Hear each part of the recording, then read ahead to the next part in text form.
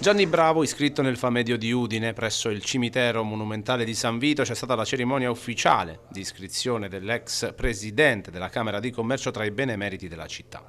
Alla presenza di De Toni, del presidente della Camera di Commercio Giovanni D'Apozzo, con il ricordo di Alessandro Colautti della visione di Bravo, l'uomo che portò il Made in Friuli in 83 paesi del mondo. È stata probabilmente una delle persone più visionarie che ha avuto il Friuli, perché è riuscito appunto a condensare in quel Made in Friuli un progetto, una visione, un'apertura di cui la Regione secondo me ha molto beneficiato.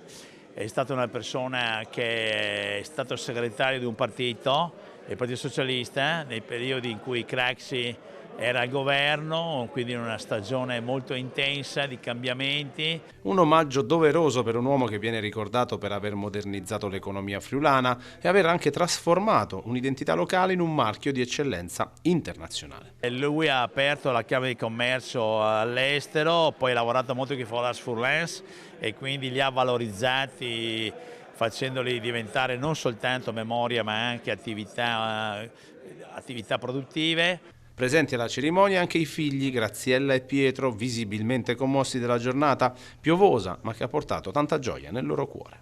Papà penso sarebbe contento sia di essere al primo posto della targa e noi anche pensiamo che sia contento di essere qua insieme ad altri suoi compagni di vita, di partito e di lavoro. Vorrei ringraziare tutte le autorità presenti che hanno